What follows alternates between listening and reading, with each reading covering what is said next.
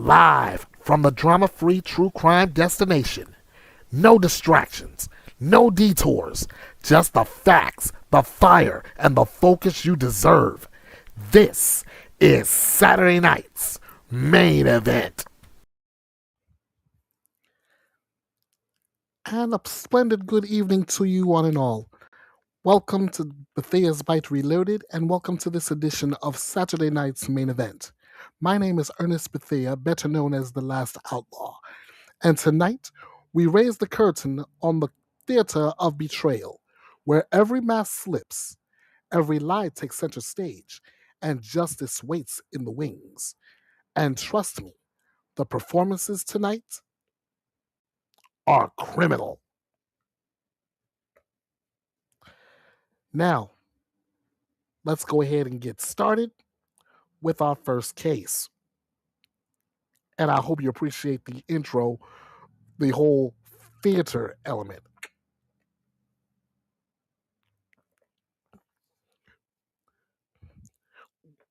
We are kicking things off with a Colorado man accused of murdering his ex-wife and staging the scene to make it look like it's a suicide.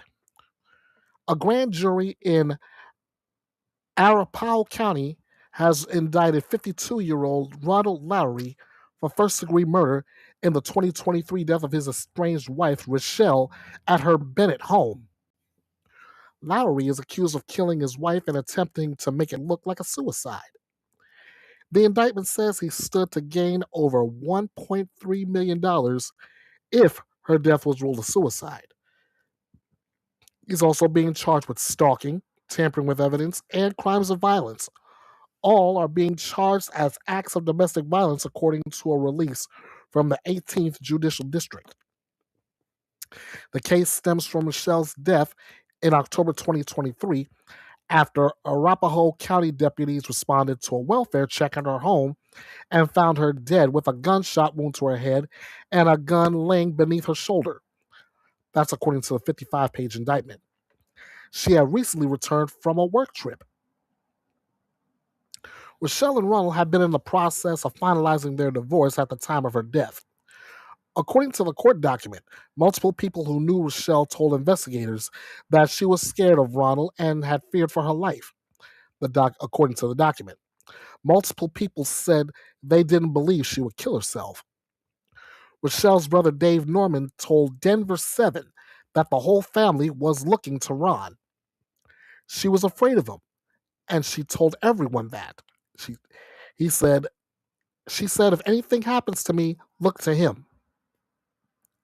The indictment also claims that Ronald had stalked and surveilled Rochelle leading up to her death. Cell phone records and location data included in the indictment show Ronald had a continued pattern of going to Rochelle's home when she wasn't there, and show he filmed her on at least one occasion. The investigation also places a man that appears to be Ronald in the area of Rochelle's home the night her security cameras stopped working, 2 days before she was found dead.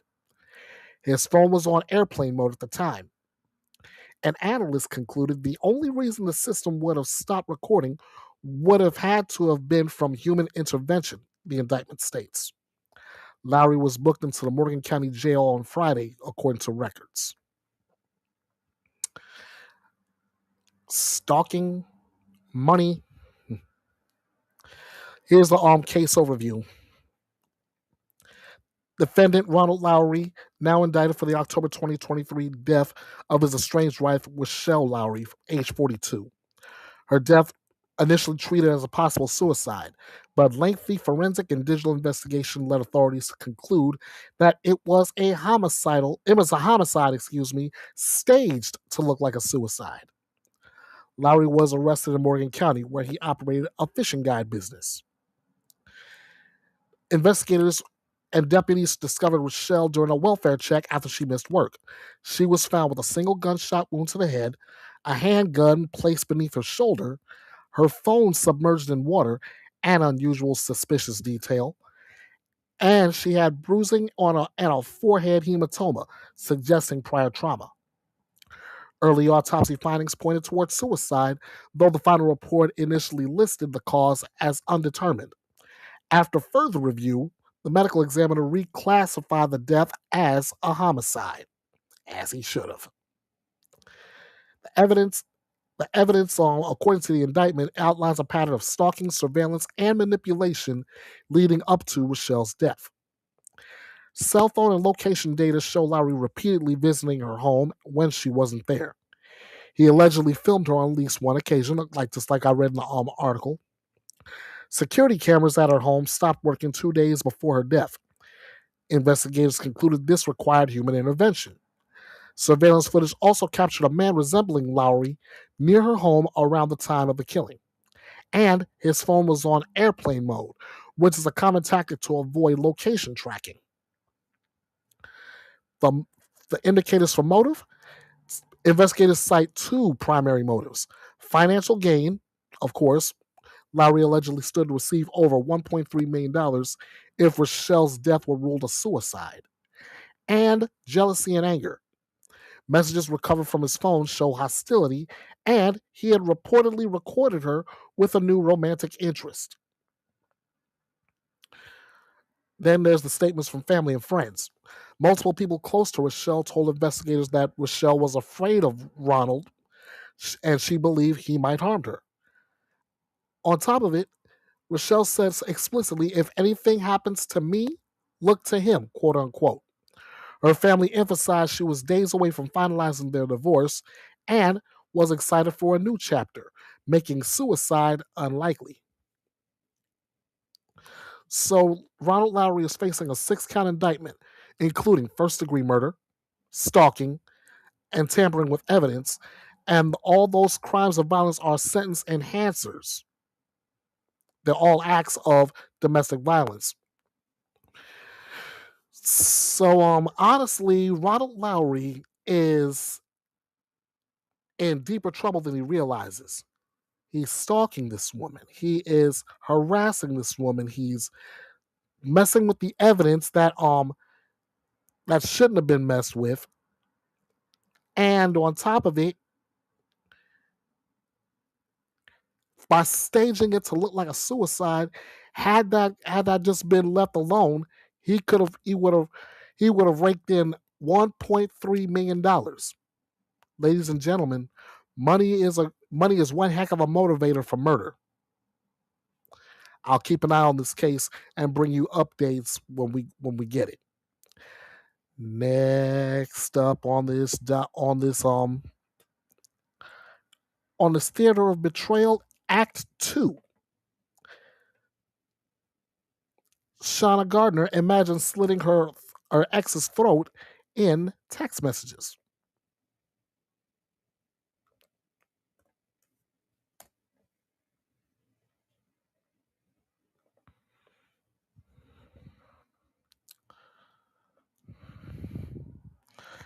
All right, we're in Jacksonville, Florida. Texts with friends are included with new evidence released in the prosecution's case against Shanna Gardner, who is accused of murdering her ex-husband, Microsoft executive Jared Britigan. And I hope I'm pronouncing his name correctly, Britigan. Gardner and her second husband, Mario Hernandez Saldana, are charged with hiring Henry Tenen to murder Britigan, who was shot to death on February 16, 2022. Tenen, who initially pleaded guilty and agreed to testify against Gardner and Saldana, withdrew his plea and will now go to trial. On Monday, prosecutors released more evidence in their case against Gardner, including text messages she allegedly exchanged with friends. At a May 2024 hearing, those texts were referenced when testimony revealed that Gardner and her friend Kimberly Jensen would allegedly use code words like funeral potatoes and doing magic to discuss a potential murder for hire. In one text exchange where Gardner says she's had a bad day, Jensen replies, "I'm still trying to send stupid to prison. If I can't make a casserole, prison is the next best option." Prosecutors say Gardner frequently referred to Britigan as stupid with friends. Britigan and Gardner shared custody of 2 children. Gardner's frustration with their arrangement is clear in one text where she says, "Just when I think doing this whole 1 week on off and on thing is such a good idea, it gives me such great pleasure imagining slitting his throat." End quote. Jensen has not been charged in connection with the case, but prosecutors included a text exchange in the evidence that shows her asking about hiring a hitman with another person. Jensen tells the friend, "Shanna needs a guy, the kind that performs permanent disappearing acts on certain people. Know any magicians?" Prosecutors also released the content of a controlled call where someone working with police called Saldana. The caller, whose name was redacted in documents reviewed by Court TV, told Saldana that the ATF had forced their way into a residence and that multiple items were taken. In the call, Saldana denied having anything in the home. Gardner and Saldana no longer face a potential death sentence if they're convicted. Prosecutors withdrew their intent to seek the death penalty shortly after Tennant began to have doubts about cooperating with the prosecution. Gardner and Saldana's trial is set to begin in August.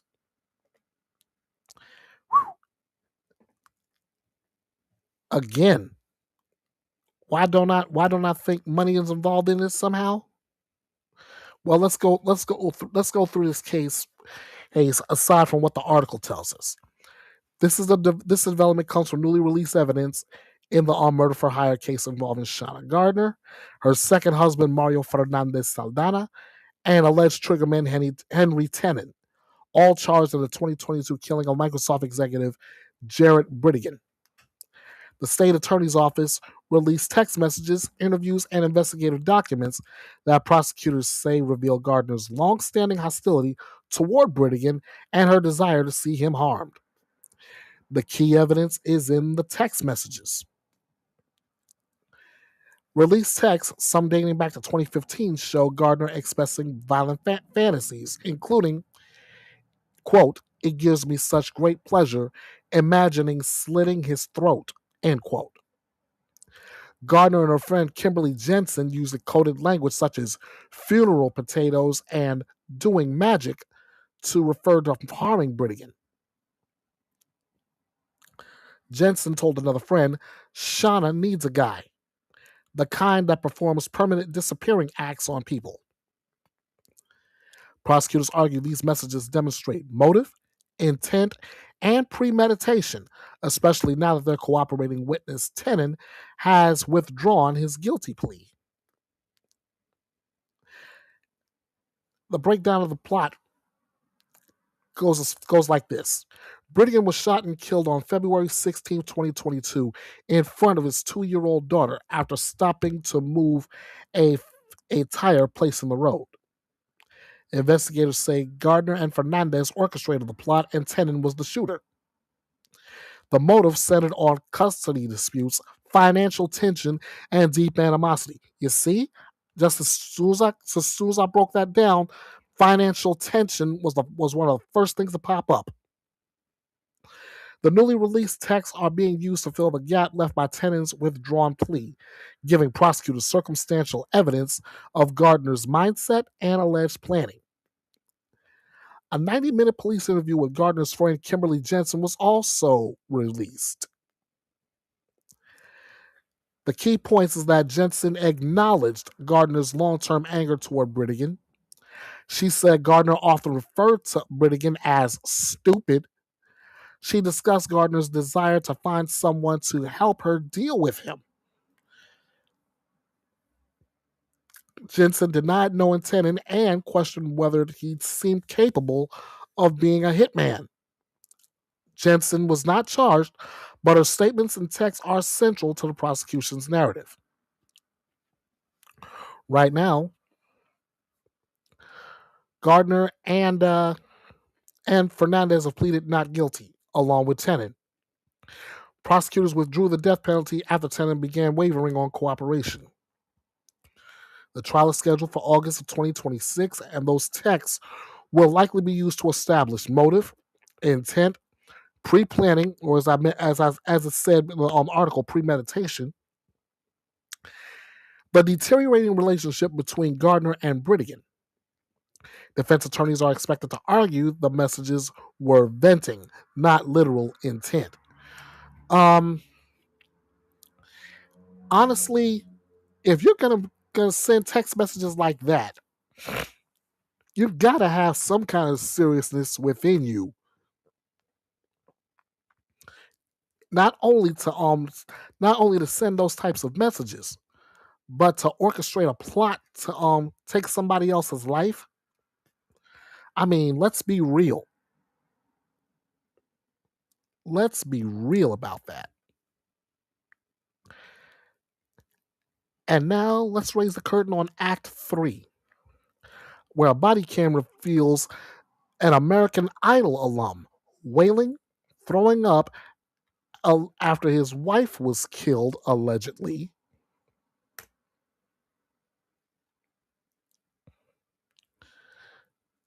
In an alleged staged burglary.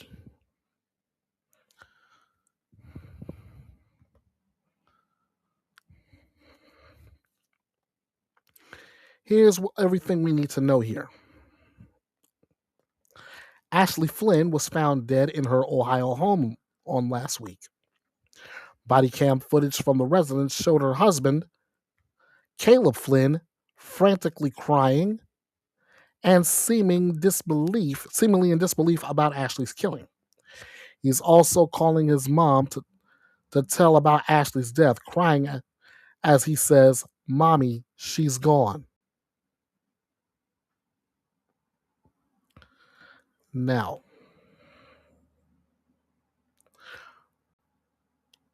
before I begin the article, I want you to take a look at these two pictures here.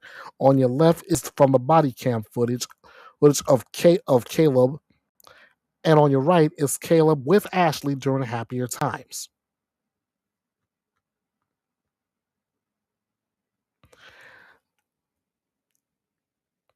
Body cam footage released by Ohio authorities is shedding light on the immediate aftermath of the shooting of Ashley Flynn, the wife of former American Idol contestant Caleb Flynn.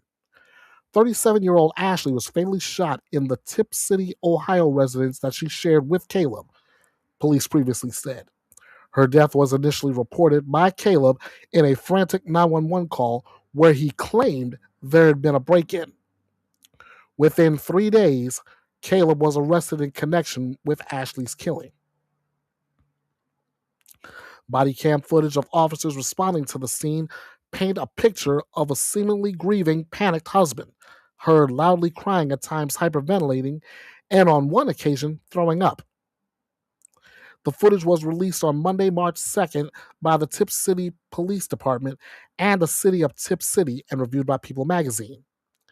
In one of the videos, which is blurred throughout the time it's recorded inside the residence, Caleb could be heard screaming, "Oh my God," several times, and at one point asked the officer, sobbing, "Is she gone?" He is also heard in the video calling his mother to inform her of what happened. "Ashley's dead," he repeats several times, breaking down and wailing, "Mommy, she's gone." "I don't know what to do," he says, panting and crying, before hanging up the call. A few minutes later, he says, "I'm going to be sick," and begins to throw up. Again, here's another shot from body cam footage with his mother, I believe, on the left, and on the right is where he was when he was arrested.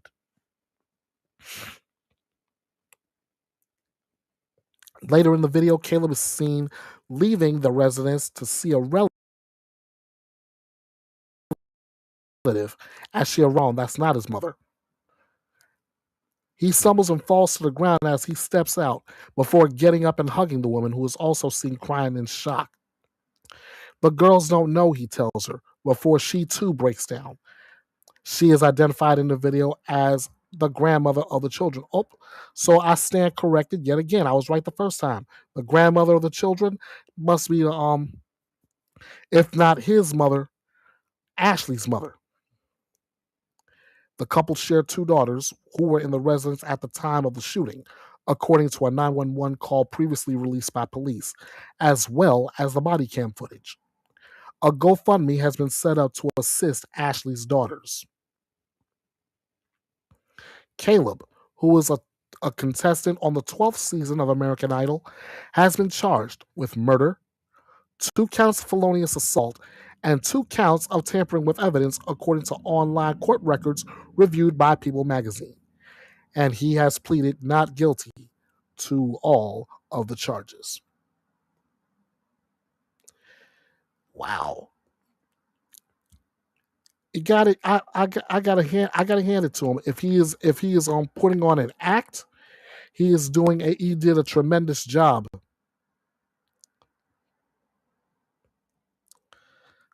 He put on a tremendous performance before being arrested. I grant that.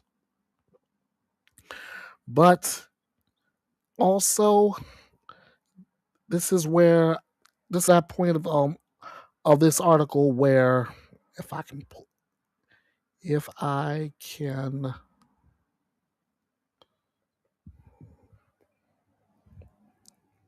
okay, good.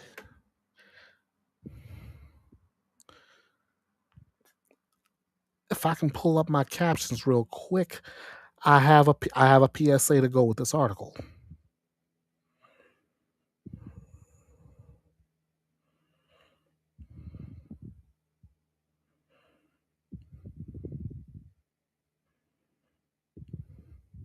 Okay.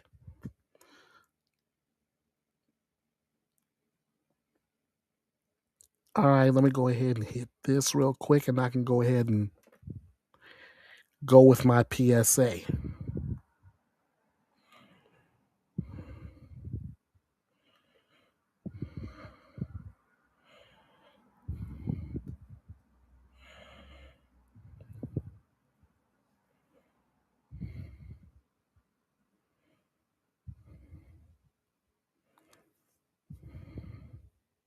There we go.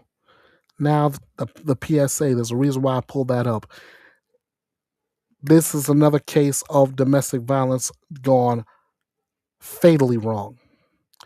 If you or someone you love have experienced domestic violence, you do not have to be a statistic. You do not have to think in your mind and in your heart that you are alone in this. You have help, and it is just a phone call away. You are urged to call the National Domestic Violence Hotline. That number is 1-800-799-7233. 1-800-799-SAFE. Or go to www.thehotline.org. All calls are toll-free and confidential. The hotline is available 24 hours a day, 7 days a week, in more than 170 languages. Again, help is a phone call away. That number again is 1-800-799-7233. 1-800-799-SAFE, or go to www.thehotline.org.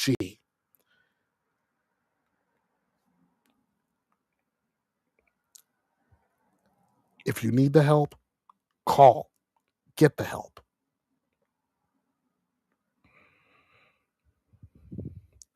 Now, let's go through the core facts. Caleb Flynn, 39-year-old Caleb Flynn, former American Idol contestant, charged with murdering his 37-year-old wife, Ashley, inside the Tip City, Ohio home on February 16th. Flynn initially called 911 claiming a burglary gone wrong, telling dispatchers that someone broke in and shot his wife while their 2 daughters slept in another room. Police now believe the burglary was staged. The body cam footage captured Flynn's immediate reaction as officers arrived. He's crying, hyperventilating, and repeatedly asking, "Is she gone?" Calls his mother and wails, "Ashley's dead. Mommy, she's gone," before vomiting. He stumbles outside, collapses, and is comforted by Ashley's mother, who had just arrived. He tells her the girls don't know. The girls are asleep. Officers note his frantic, erratic behavior, including retching and falling to the ground. The footage also shows officers checking on the couple's daughters who were asleep and unaware of the shooting. Police observations and early suspicions says that Flynn insisted on a burglar shot his wife. Officers quickly noticed inconsistencies. A back door was open, but nothing indicated forced entry. Flynn told officers that he kept a handgun in the truck's glove box, but the truck's center console was open, raising questions. And officers whispered to each other to stay with Flynn at all times, signaling early suspicion. Within days, investigators concluded the scene appeared staged, and Flynn was arrested. Flynn is now facing murder charges, 2 counts of felonious assault, and 2 counts with tampering with evidence. He's pleaded not guilty. On his American Idol past, he appeared on season 12 as a music pastor. He spoke publicly about his faith and his love for his wife during the show, but he didn't advance past Hollywood Week. So he may not have made it through Hollywood Week in season 12, but he's still got to fight for his life in this case, because one wrong statement, one false move, one false anything, and a jury picks up on that,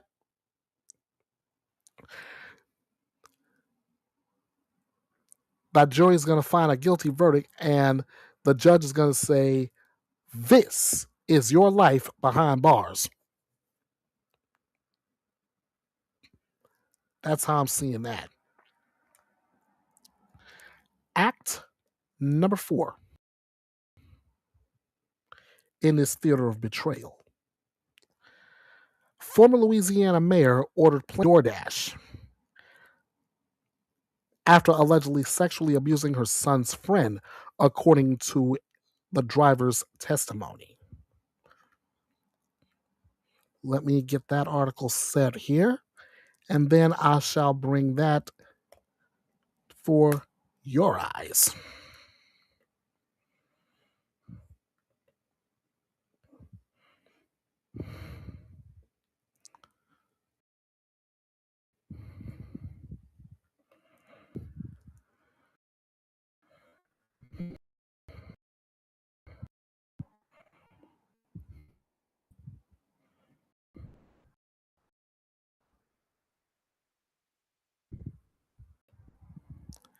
Stand by.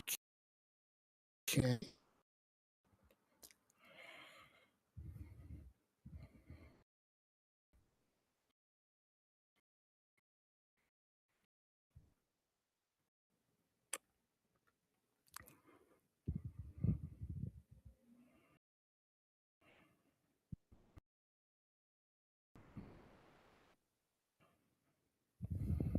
And say my name and I shall appear. There we go. All right.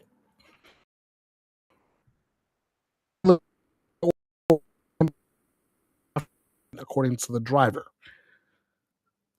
43 years of carnal knowledge of a juvenile and indecent behavior with a juvenile. A DoorDash driver testified that he delivered Roberts home after a July 2024 party. Roberts was rearraigned on charges of carnal knowledge of a juvenile and indecent behavior with a juvenile. Her indictment was vacated. Court proceedings included testimony and recorded interviews presented to the jury, and according to local outlets. Here's the magazine. Jurors in the trial of former DeRidder, Louisiana Mayor Misty Roberts heard test week that a DoorDash driver delivered Plan B emergency contraception to her home shortly after she allegedly sexually assaulted a teenage boy.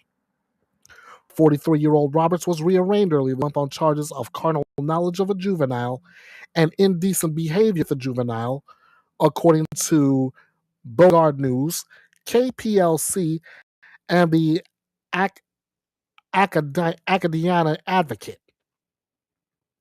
The alleged victim was 16 at the time of the July 2024 party, according to those outlets, citing authorities. She was initially arrested in August 2024 on charges of third-degree rape and contributing to the delinquency of juveniles, according to the Louisiana State Police. Roberts resigned of the Ritter, they previously reported by People magazine. The current trial follows months of delays and earlier indictment squashed and a mistrial declared before she was re-indicted and rearraigned, according to the Beauregard News, the Advocate, and the American Press. During testimony this week, a DoorDash driver told jurors he accepted an order from a customer identified as Misty C for Plan B and left the emergency contraceptive at Roberts' home, KPLC, and the Acadiana Advocate. The driver testified that he recognized the house because he had previously taken his children there for trick-or-treating, the outlets reported. Jurors also watched portions of a 2025 interview recorded between Robert's son and a Child Advocacy Center interview.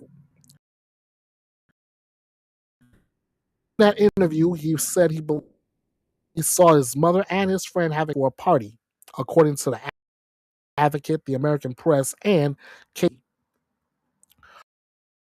On the witness stand, however, he testified that he could not definitively confirm what he saw, that in his human mind, it appeared that way, outlets reported.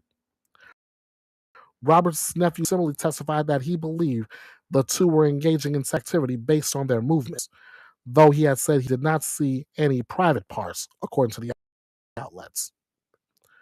Set to resume at 9 a.m. today, Saturday, per KPLC and the American Press. So now, not only do I get one PSA, I get two. And it all centers around sexual abuse. So please bear with me.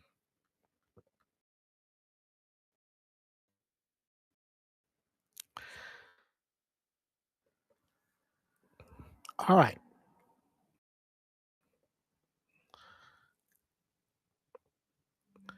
All right, quickly. If you or someone you know has been the victim of sexual assault,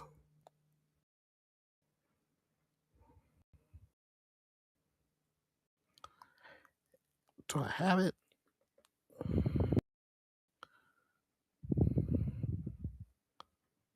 No, I don't. Blast. Note to self. That's one. Oh, yes, I do have it. Someone you know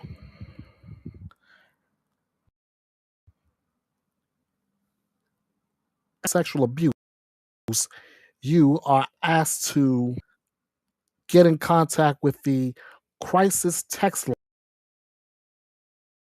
line. On this one, also text the word strength. That you can text 7741.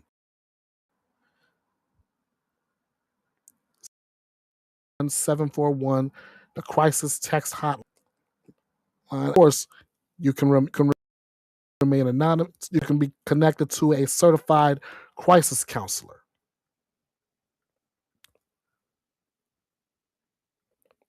Again, that number is 741-741. All you have to do is text the word, not home in this case, but strength. And if you or someone you know them of sexual assault or sexually assaulted or sex, you are asked, we beg you to get in contact. sexual assault hotline by courtesy of RAIN. That number is 1-800-656-HOPE. 1-800-656-4673.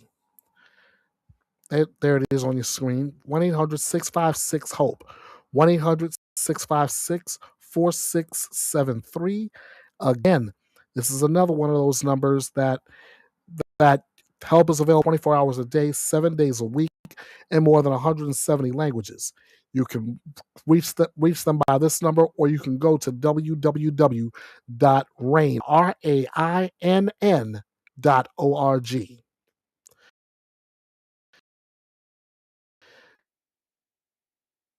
Another number, have to claim what happened to you as being just another victim. Get on the phone, get help now. Thank you.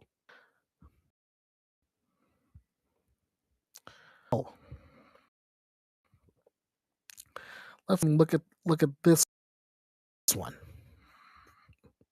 Misty Roberts, former Louisiana mayor and DeRitter, on trial for allegedly sexually assaulting her teenage 16-year-old friend during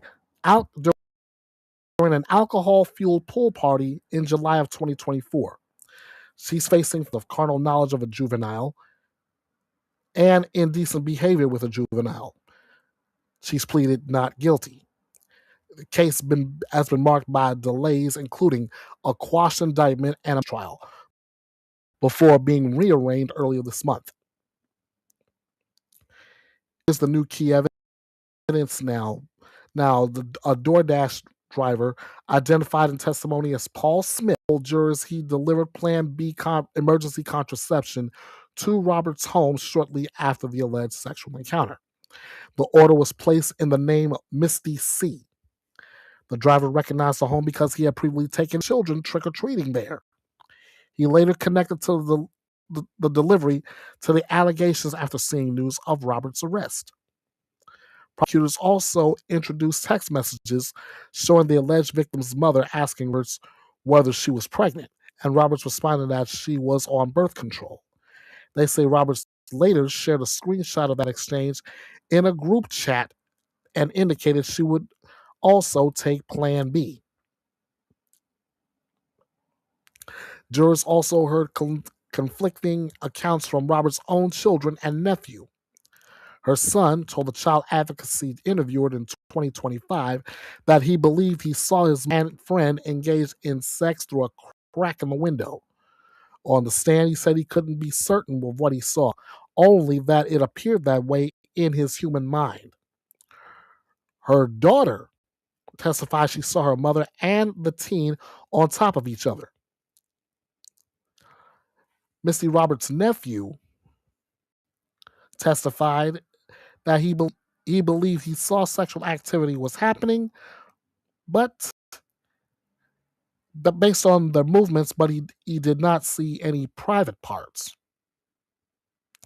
The nephew also admitted he deleted Snapchat memories before turning his phone over to investigators because they contained images of minors drinking.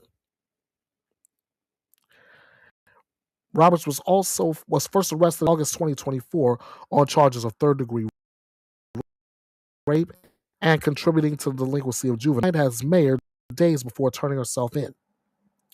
Authorities say 2 minors interviewed by Louisiana State Police confirmed Roberts had course with one juvenile while serving as mayor.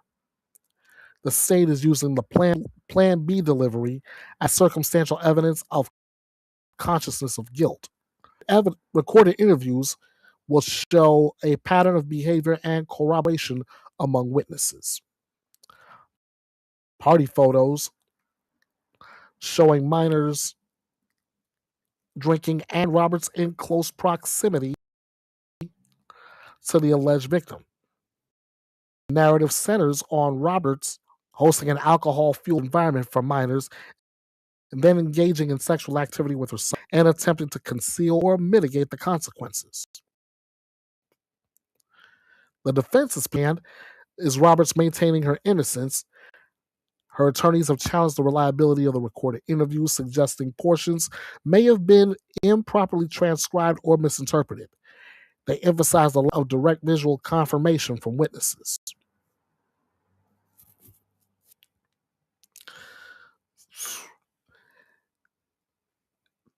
If it ain't one thing, it's another when it comes to these high ranking officials and these charges sexual in nature. We'll just have to wait. We'll have to see what comes up of this next. Next up, suspect has been arrested in Colorado. We're going right back to Colorado with the next act. Suspect arrested in Colorado in a women found dead in Utah.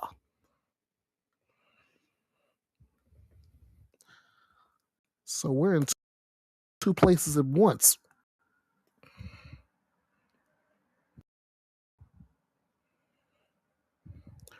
A suspect has been taken into custody after 3 women were found dead at multiple scenes across Wayne County, including a local hiking trail. 2 women were originally found dead on Wednesday afternoon on an unidentified trail near Capitol Reef National Park. And a third one was later found dead inside a Wayne County home in Lyman. However, it's believed the woman in the home was killed before the 2 victims on the trail off SR 12. The suspect, identified as 23-year-old Ivan Miller, sold the vehicle from one of the victims located on the trail, which was tracked through the southern Utah and into northern Arizona before it was found abandoned in Pagosa Springs, Colorado. Following a brief search utilizing drones, Miller was apprehended without incident and found to have concealed a handgun and large knife. That's according to Pagosa Springs Police Department. According to the Utah Department of Public Safety, Miller, who is from Iowa, had no previous relationships with the victims, and it's not known how long he was in the area or state before the incidents. He is currently being held at the Archuleta County Detention Center on a weapons charge. The first 2 victims were a woman in their 30s and a woman in their 60s, while the woman found in the home was in her 80s. The deaths of the women on the trail were first reported to law enforcement by their husbands through calls made Wednesday at 4:30 p.m. None of the victims has been identified, as next of kin notifications are underway, but they were from Utah. The Utah Department of Public Safety and the Wayne County Sheriff's Department are investigating the homicides in the Lyman and Torrey area. There is no longer an ongoing threat to the public, and no suspects remain outstanding. While Miller was at large, law enforcement urged residents to take extra precautions, such as locking doors, remaining home or with others, and being vigilant about their surroundings. The investigation was centered around a 2022 white Subaru Outback with license plate, if I can see this correctly, U560YF. It's not known if that was the vehicle detained by law enforcement officials. The Wayne County School District has canceled all classes Thursday and Friday out of an abundance of caution, with counselors being available for students upon return to school next week. So the article, according to Court TV, does not have the victims identified, but I believe my breakdown will. Maybe not. Here's the core facts. 3 women, one in her 30s, one in her 60s, and one in her 80s, were found dead on March 4th in Wayne County, Utah. 2 were discovered on a hiking trail near Capitol Reef National Park, while the third was found in a home in Lyman. Investigators quickly linked the scenes through a suspicious vehicle off the trailhead. The suspect, 23-year-old Ivan Miller of Blakesburg, Iowa, allegedly killed the elderly woman first, stole her Subaru Outback, drove it to the trailhead, and then killed the two hikers. He fled through Utah and Arizona into Colorado, where he abandoned a second stolen vehicle and was arrested without incident in Pagosa Springs. Authorities say he had no known connection to the victims. This is a wandering stranger horror set against the vast mythic backdrop of Utah Canyon country.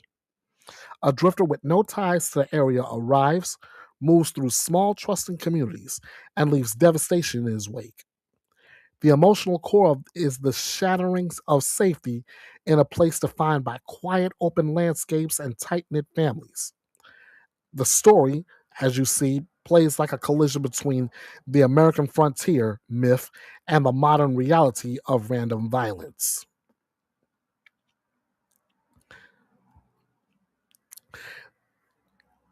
Now, here's the stakes and impact.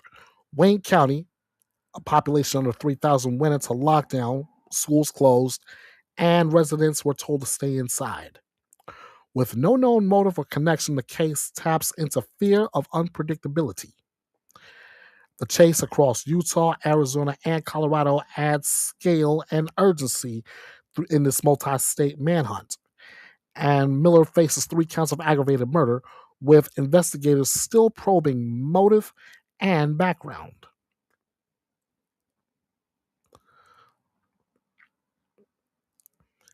And basically, that's pretty much it.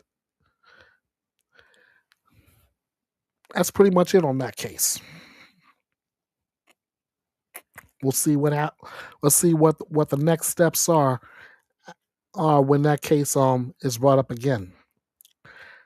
Next act in this Theater of Betrayal, we put this one in the Justice Served file. Maya Hernandez is sentenced to 15 years for her son's hot car death.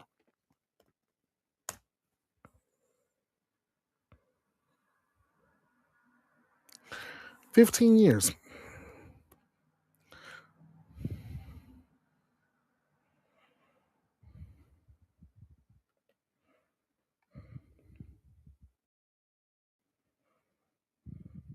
I am going to let you guys in on the sentencing, but instead of tipping out like I normally do, tipping out of the shot, I'm going to get out of the shot and let you hear this yourself. Okay? So, if you guys will excuse me, I will leave this sense of the judge.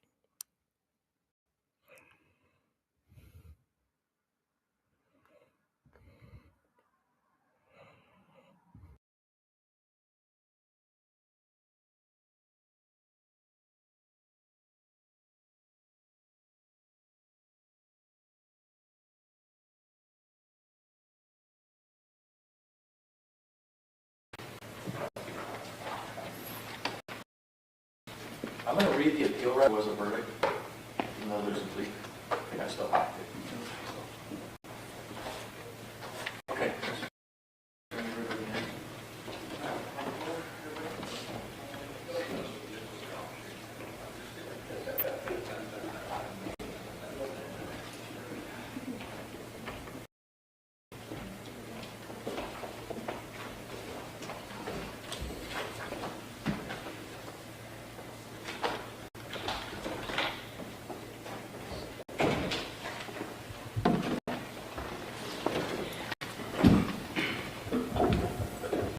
Man City, come to order, part 4, down session.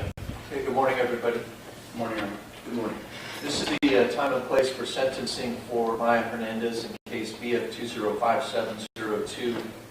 Eric Smith is here for the people. Ms. Lundberg with probation. Mr. Wakeman for Ms. Hernandez, who's also present. Before we continue, you may film, and if there's someone piggybacking that's in the live stream, that's fine. I think everybody knows the rules that haven't changed. I have received the amended probation officer's report. I've reviewed that. Obviously, I did preside, also have an understanding of the case itself. I also received the certificates and letters for sentencing and inclusion, attachment to probation report for CDCR inclusion that Mr. Wakeman filed, and then also Manuel Hernandez's statement that is going to be part of that. Is there any legal or other cause where the court may not proceed with sentencing at this time? No legal cause. Waive rearrangement? So waived. Okay. I'm going to turn to the people. Mr. Smith, any comments? No comments from the people, but the paternal grandmother is present and would like to make a victim advocate or victim impact statement. Her name is Katie Martinez. Okay. Ms. Martinez, are you here? You want to come on up? You can come up through that little swinging up to the podium that's just to the left of Mr. Smith. Good morning. Good morning. Is it Katie? And then Martinez with a Z? Yes. Okay. Thank you, ma'am. My name is Katie Martinez, and I am grandmother of Emilio and Mateo. I stand here today to speak truth that no legal or no legal document can capture. 15 years doesn't seem like enough. In the eyes of the law, a number has been assigned to this tragedy, but in my eyes and in the eyes of a father who had to visit his son in a cold grave, it is not enough. We will have a lifetime without Emilio. We'll never attend graduations, birthday parties, or even have him sitting at the kitchen table watching him eat a simple meal. The tragedy just didn't break our family, it shook the hearts of Porterville. Nations watched and prayed, and our city wept over Emilio. It was so hard to get that phone call that day, and seeing Emilio without his brother has broken my heart more than you can know. I ask for you to hear the weight that it has brought on our family, and to know that no sentence will ever keep his name out of our town, and we will strive that no other child ever has to call this kid and hurt this speak.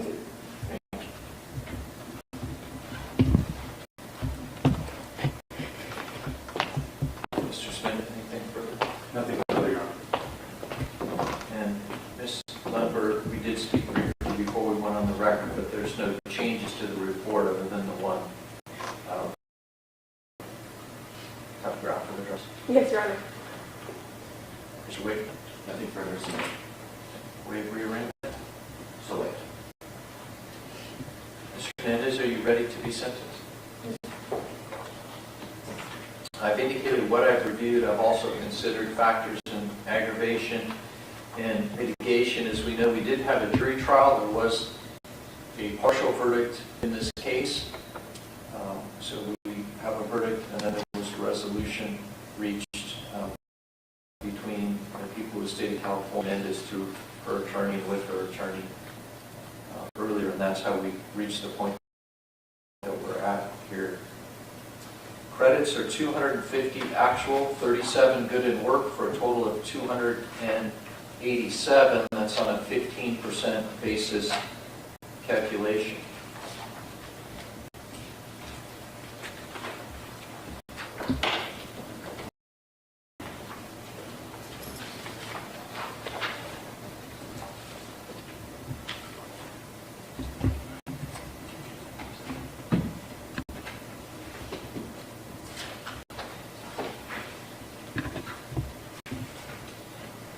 In regard to count 3, Penal Code Section 273A, subsection A, probation is denied.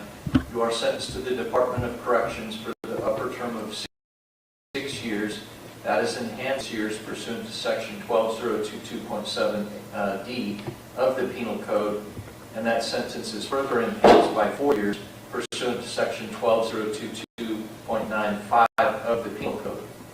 Punishment for that enhancement is stayed pursuant to Rule 4.447 of the California Rules of Court until the successful completion of the sentence I have imposed and permanently thereafter. You have not completed the prohibited persons relinquishment form, but you do not have any reportable firearms based on probation's review.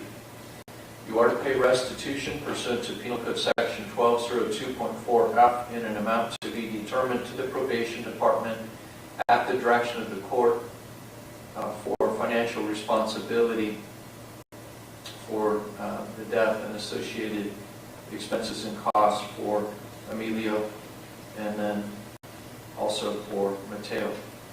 You are to pay restitution in an amount to be determined by the probation department at the direction of the court to the restitution fund pursuant to Penal Code Section 1202.4 Act 2 for victim compensation and government claims towards reimbursement to them. You have fees and fines, $40 pursuant to Penal Code Section 1465.8, $30 pursuant to Government Code Section 70373. There are 2 restitution fines. Those are each in the amount of $300. The first is pursuant to Penal Code Section 1202.4b. The second pursuant to Penal Code Section 1202.45. That second is suspended. If you are paroled or put on post-release supervision and that is revoked, then you pay the second one, otherwise you do not. In regard to count 4, Penal Code Section 273AA, probation is denied. You are sentenced to the Department of Corrections for the term of 16 months, which is 1/3 of the midterm, enhanced by 20 months pursuant to Section 12022.7d of the Penal Code. That's 1/3 of the midterm. And that's consecutive to the sentence in the prior count. So you have a total fixed term in prison of 15 years. Associated with count 4, you have a fee of $40 pursuant to Penal Code Section 1465.8 and $30 pursuant to Government Code Section 70373. Count 2, Penal Code Section 192B, probation is denied. You are sentenced to the Department of Corrections for the upper term of 4 years stayed pursuant to Section 654 of the Penal Code until the successful completion of the sentence imposed and permanently thereafter.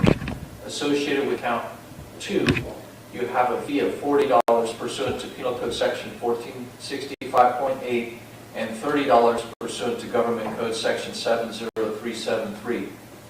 I am advising you pursuant to Penal Code Section 29810 that any person who is convicted of any offense listed in Sections 29800 or 29805 of the Penal Code is prohibited from owning, possessing, purchasing, receiving, or having under their custody or control body armor, any firearms, ammunition, and ammunition feeding devices, including but not limited to magazines. Any person subject to those code sections shall relinquish all firearms to a designee within the time period set forth in subdivision D or E of Penal Code Section 29810 by surrendering the firearms to the control of the local law enforcement agency, selling them to a licensed firearms dealer, or transferring them for storage to a firearms dealer pursuant to Section 29830.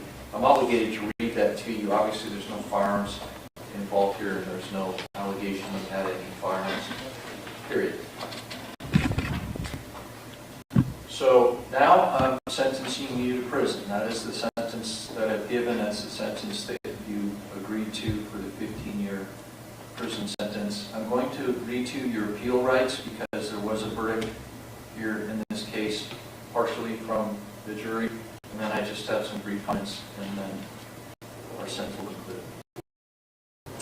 This document is entitled Notification of Appeal Rights, Rule 4.305 of the California Rules of Court. You have an absolute right to appeal. You perfect your appeal by filing a notice of it with the clerk of the Kern County Superior Court within 60 days of the date judgment was pronounced. Today is March 5th, 2026, so within 60 days of today. You have a right to counsel to represent you on appeal. If you cannot afford counsel, you should petition the Court of Appeal 5th Appellate District to appoint an attorney to represent you. A transcript of all matters in this court on appeal will be provided to your appellate counsel as required by the California Rules of Court. The names and addresses are Tara Leal, Clerk of the Superior Court, Attention Appeals Unit, 1415 Truxton Avenue, Bakersfield, California, 93301, and Court of Appeal 5th Appellate District, 2424 Cesar Chavez Boulevard, Fresno, California, 93721. And in a minute, we'll hand you a copy of what I just read from. Where are you? There you are. Emilio's not going to be forgotten by anybody. sentencings are weird and strange, and because we have a sentencing in a horrible, tragic case like this, everybody leaves. And it's this abrupt thing that happens. There's a book called Forgive and Forget, and I reference that sometimes at sentencing because it's a book I read a long time ago, and I agree with it 50%. I agree with the forgive part because that allows the people that have been wrong certainly to move forward in your life. And the forget part makes some sense because that has to do with it can't be something that's carried as a burden forever that doesn't allow someone to function and continue to move on. However, Emilio's never going to be forgotten.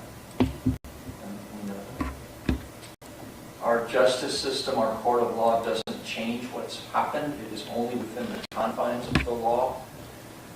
In this case, we had good jurors that were thoughtful and deliberated and were able to make a unanimous partial decision. And the attorneys afterwards had a chance to speak with most of those jurors. It was certainly not an easy thing for them, and sometimes we forget about jurors and how hard it is for them. Because this is not easy for anyone. It's not easy for you. It's not easy for Maya. Emilio's not here. It's not easy for Mateo. It's not easy for their dad. It's not easy for Maya's family. It's not easy for Manuel. It's not easy for anyone. It's not easy for the public to understand how anything like this could happen. So we turn the page now on this chapter, and the question is, where does everybody go from here?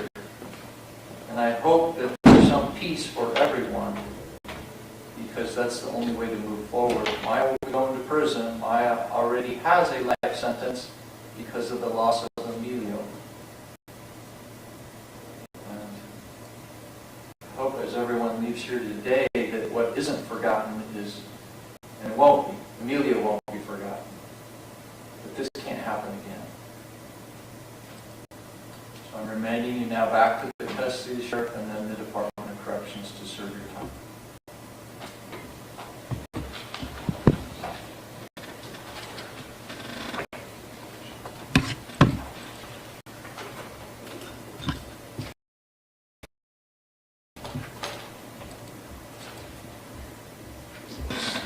Step out. Deputy Eisenhower, can I talk to you real quick?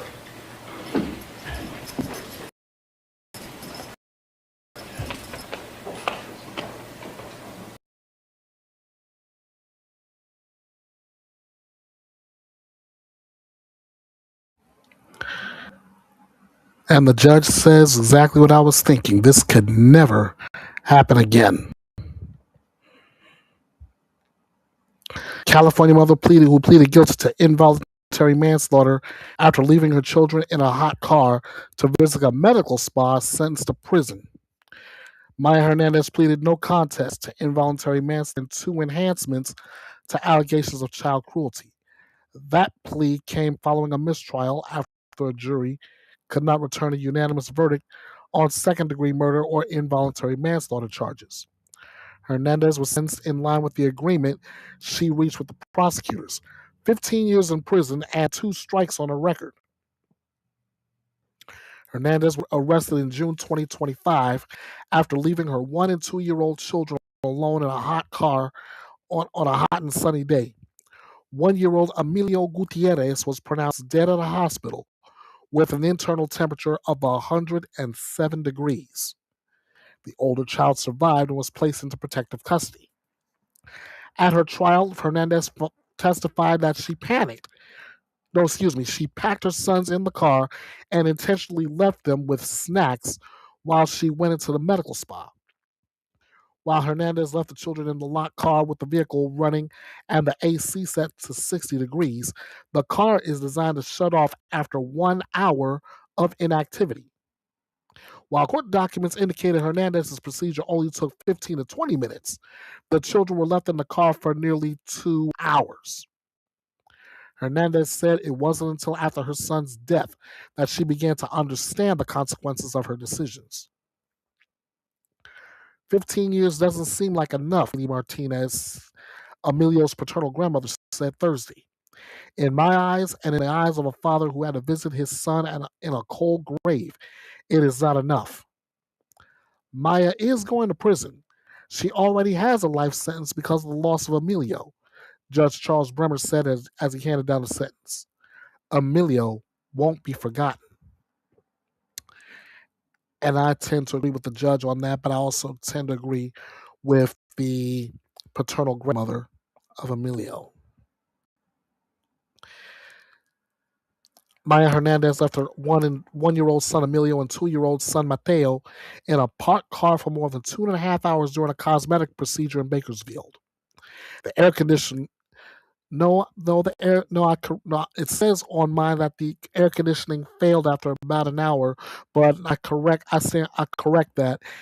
Um, the air conditioning shut off after about an hour of inactivity, and the temperatures inside the vehicle climbed well above 100 degrees. Amelia died with a recorded body temperature of 107.2, while Mateo survived in distress. Hernandez ultimately pleaded no contest to involuntary manslaughter and was convicted of 2 counts of child cruelty, receiving a 15-year sentence. The, the sentencing reflects a culmination of a difficult legal process. A previous jury deadlocked on a second-degree murder charge, leading to a mistrial on that count. Prosecutors accepted a plea deal that secured a conviction for involuntary manslaughter and child endangerment. Hernandez had already accumulated more than 280 days of custody credit by the time of sentencing. Family members expressed deep grief and dissatisfaction with the length of the sentence, with both paternal grandmother and the children's father stating that 15 years felt insufficient given the loss. The emotional weight of the case is carried by the family's testimony. The paternal grandmother described the city weeping for Emilio, and the father, appearing in court for the first time after his own release from jail, spoke through tears about feeling he had failed to protect his children. The judge acknowledged the tragedy, noting that Hernandez will live with the consequences of her actions for the rest of her life, even beyond the prison term. The sentence underscores how courts handle hot car deaths involving negligence rather than intent. By dismissing the murder charge and accepting a plea to involuntary manslaughter, the court emphasized the distinction between reckless disregard and purposeful harm. The conviction on 2 counts of child cruelty reinforces the legal system's focus on the vulnerability of the young children and the heightened responsibility placed on caregivers. Now, let me say this. For years since I started this channel, I have preached time and time and time again to parents to use their common sense, to not leave their children or even pets for that matter, in a hot car, or else it could label you a criminal defendant. Here's another example. So when am I going to preach this again?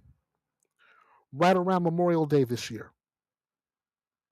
As the weather gets warmer, this is where common sense comes in. The higher the temperature outside, the higher the temperature inside. And with your children or pets in that car, the higher the temperature inside that car, the greater the danger. I'll see you regarding that during the unofficial start of summer.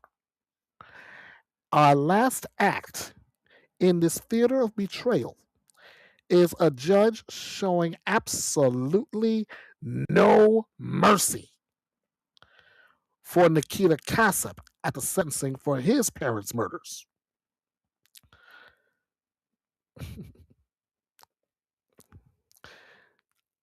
I guess the saying can be true to a point. You want mercy? Go to church.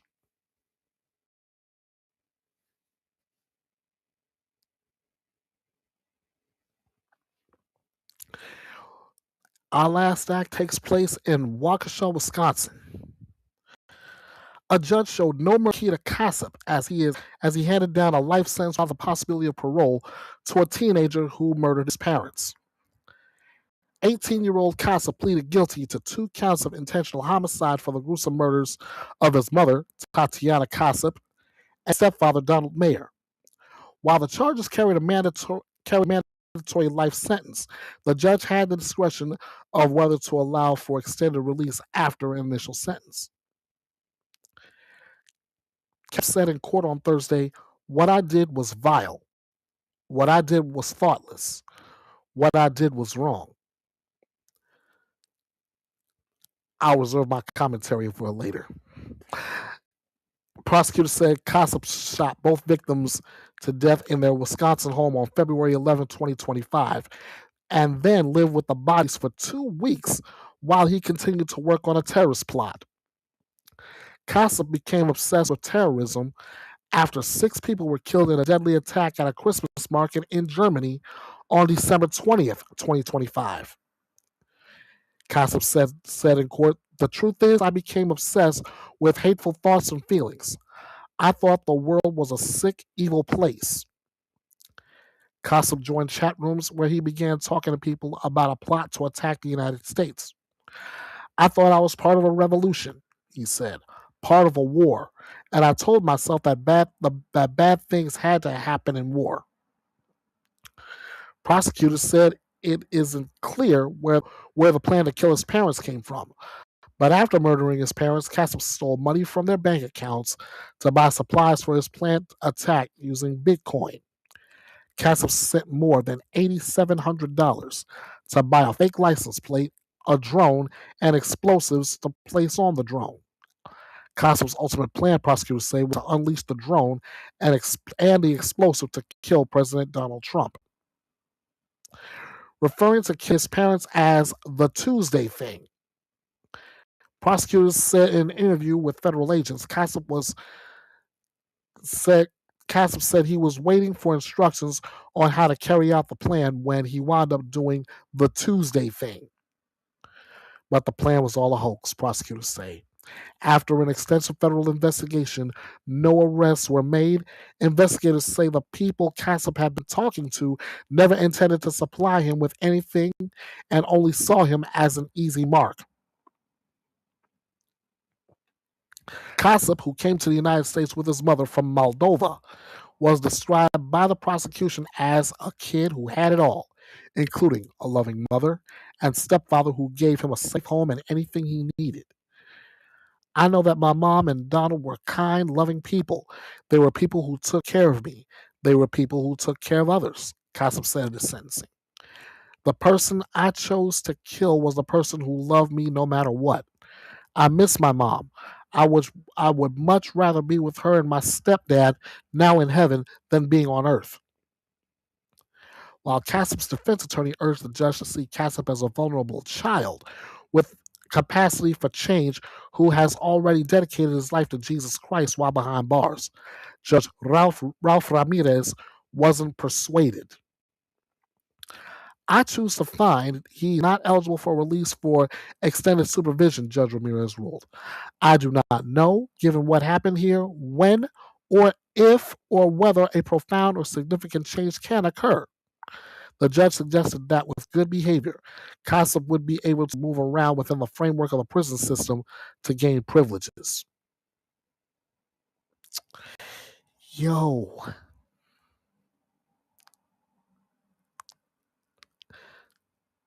So let's break this all back down.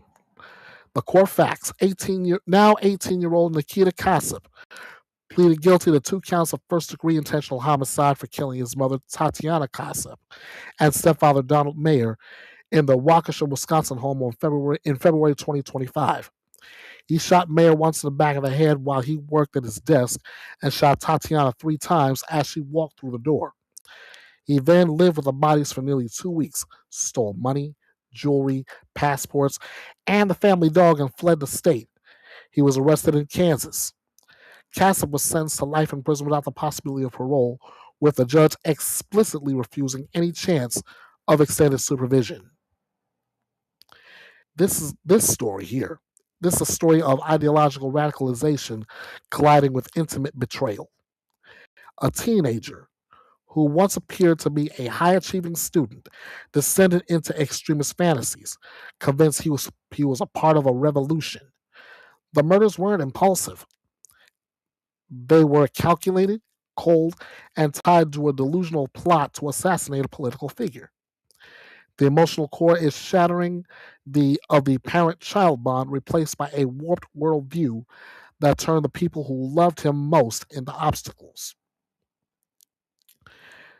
For public safety, the case highlights growing concern around nihilistic violent extremists, individuals radicalized not by traditional political ideology, but by chaos-driven online subcultures. The judge's refusal to allow parole underscores the system's stance.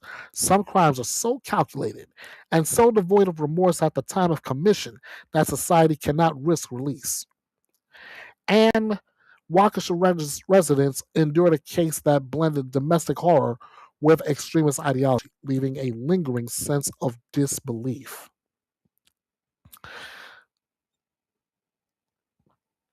Ladies and gentlemen, I wanna say this to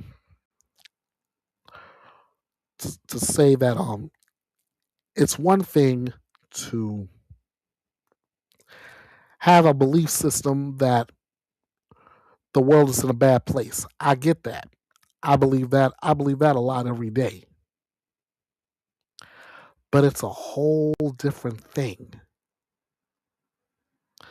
to become so radicalized you would intentionally harm the people who loved you, and then want to take that very same risk that you would be able to harm a high-ranking political figure like the President of the United States. This is bad, bad, bad, and hopefully that young man will get all the help he can get. I want to thank you all for joining me here tonight for this edition of Saturday Night's Main Event, as we now drop the curtain on this theater of betrayal. Ladies and gentlemen, this is one of those nights where, like I said, the performances were indeed criminal, and the last two were stamped justice served. If you liked everything you saw tonight, you asked to please like, share, subscribe, leave me a comment to support the channel. So that's the free way to do it. If you would like to support us financially, that'd be great too. Hit me up at paypal.com/PayPal me/EKB316 or Cash App $EKB316. Nothing is obligated, but it's always appreciated. I want to shout out to Court TV, their a front row seat to justice for their coverage. And I also want to shout out People Magazine's crime section for their coverage as well. All right, let's wrap this up and wrap it up right. Ladies and gentlemen, this is Bethea'S Byte Reloaded, the drama-free true crime destination. And this is your home for true crime news without the drama, where your opinions matter, lively debates are encouraged, your voice is heard, and above all else, justice is served. And we only do this thing one way, and the best way we know how, with no gimmicks, no drama, and absolutely no BS. Ladies and gentlemen, thank you for joining me here, and we will do this again next time. Until then, Ernest Bethea, the last outlaw. This is Bethea'S Byte. And as always, it's Reloaded. I will see you next time. Thank you so much for joining me here at the drama-free true crime destination. Please be sure to follow Bethea'S Byte Reloaded all over social media and support the channel through PayPal and Cash App. You can get your true crime news right here with no gimmicks, no drama, and no BS. This is Bethea'S Byte, and it's reloaded.